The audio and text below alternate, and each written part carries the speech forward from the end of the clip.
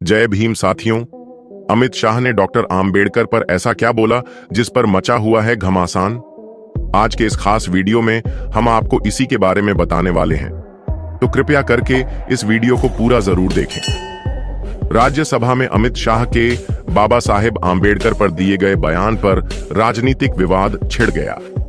शाह ने आम्बेडकर के नाम के बार बार इस्तेमाल को फैशन बताया, जिससे कांग्रेस ने उन पर संविधान निर्माता का अपमान करने का आरोप लगाया। बीजेपी ने पलटवार करते हुए कांग्रेस पर वीडियो क्लिप के जरिए गलत जानकारी फैलाने का आरोप लगाया। केंद्रीय गृह मंत्री अमित शाह के बाबा साहेब भीमराव आम्बेडकर पर दिए गए बयान पर बड़ा राजनीतिक बवाल खड़ा हो गया है। राज्यसभा में अपने भाषण के दौरान अमित शाह ने आम्बेडकर के नाम के इस्तेमाल को फैशन बताया था। इस पर कांग्रेस ने शाह पर संविधान निर्माता का अपमान करने का आरोप लगाया है, जबकि बीजेपी ने कांग्रेस पर क्लिप्ड वीडियो शेयर करने और घटिया राजनीति करने का आरोप लगाया है। विपक्षी सांसदों ने संसद में आम्बेडकर की तस्वीरें लेकर शाह से माफी की मांग की। इस पूरे मामले ने तूल पकड़ लिया है।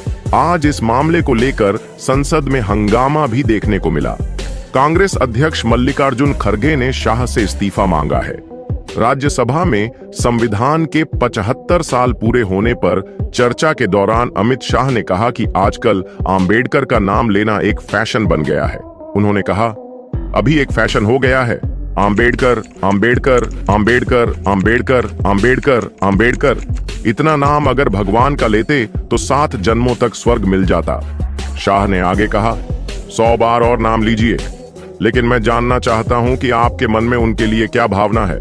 उन्होंने कहा कि जवाहरलाल नेहरू की सरकार से मतभेद के चलते आम्बेडकर को पहले मंत्रिमंडल से इस्तीफा देना पड़ा था। शाह ने कहा, आम्बेडकर जी ने कई बार कहा था कि अनुसूचित जाति और जनजाति के साथ हो रहे व्यवहार से वे संतुष्ट नहीं हैं। उन्होंने यह भी कहा कि आम्बेडकर सरकार की नीतियों और अनुच्छेद 370 पर उसके रुख से भी खुश नहीं थे। शाह ने कहा, वे मंत्रिमंडल से इस्तीफा देना चाहते थे। उन्हें आश्वासन दिया गया और जब आश्वासन पूरा नहीं हुआ तो उन्होंने इस्तीफा दे दिया। इसके बाद अमित शाह पर भड़के राहुल और खड़गे। गृह मंत्री के इस बयान पर कांग्रेस ने तीखी प्रतिक्रिया दी है। लोकसभा में विपक्ष के नेता राहुल गांधी ने तंज कसते हुए कहा, जो मनुस्मृति का पालन करते हैं उन्हें स्वाभाविक रूप से आम्बेडकर से परेशानी होगी। कांग्रेस अध्यक्ष मल्लिकार्जुन खड़गे ने भी शाह पर निशाना साधते हुए कहा, गृहमंत्री ने जो आज भरे सदन में बाबा साहेब का अपमान किया है, उससे ये फिर एक बार सिद्ध हो गया है कि भाजपा आरएसएस तिरंगे के खिलाफ थे। उनके पुरखों ने अशोक चक्र का विरोध किया।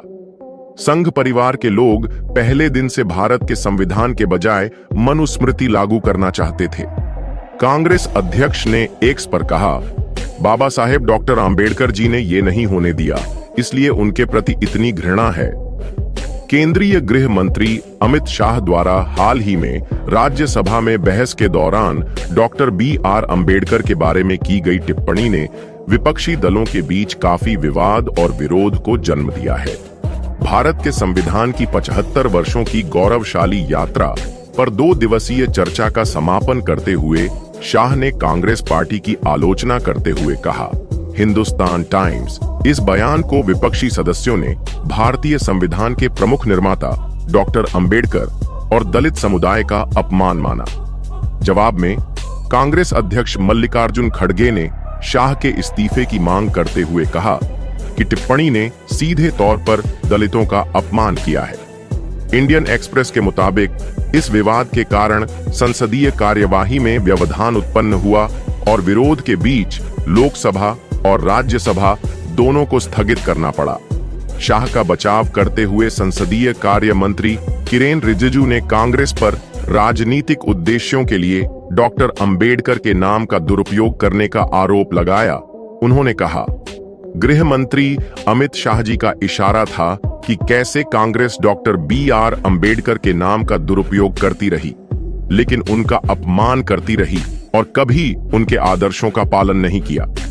हिंदुस्तान टाइम्स ने कहा, इस घटना ने डॉक्टर BR आम्बेडकर की विरासत और उनके योगदान के राजनीतिक विनियोग पर बहस को तेज कर दिया है। एक और कांग्रेस ने मांग की है कि गृह मंत्री अमित शाह अपने बयान पर माफी मांगे और इस्तीफा दें। वहीं अमित शाह ने जवाब में कहा है कि कांग्रेस पार्टी ने उनके बयान को तोड़ मरोड़ कर पेश किया। लोकसभा और राज्यसभा की कार्यवाही भी हंगामे के बाद स्थगित की गई, तो वहीं दिल्ली में कई जगहों पर विपक्षी दलों ने विरोध प्रदर्शन किए। दरअसल जिस तरह से पिछले कुछ सालों से कांग्रेस व विपक्ष मोदी सरकार को संवैधानिक मूल्यों पर कथित हमलों व देश में दलित, आदिवासियों, पिछड़ों व अल्पसंख्यकों के साथ भेदभाव का आरोप लगाते हुए घेर रही थी और देश में नैरेटिव बनाने की कोशिश कर रही थी, उसे बीजेपी ने हालिया असेंबली चुनावों के नतीजों के बाद और हाल ही में हुई संसद में संविधान पर चर्चा के दौरान ध्वस्त करने की पूरी कोशिश की।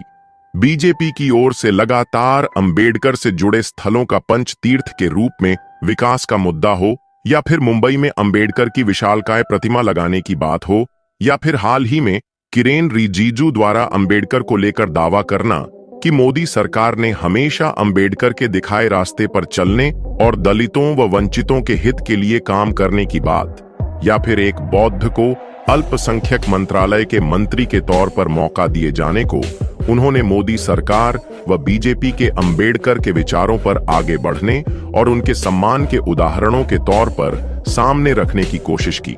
अब अंबेडकर को लेकर गृह मंत्री व बीजेपी के शाह जैसे कद्दावर नेता की ओर से ऐसे बयान आने को लेकर कांग्रेस को यह करने का मौका मिल गया कि विपक्ष पहले ही कहता रहा है कि बीजेपी बाबा साहेब की बात करती है, लेकिन उनके विचारों में विश्वास नहीं करती।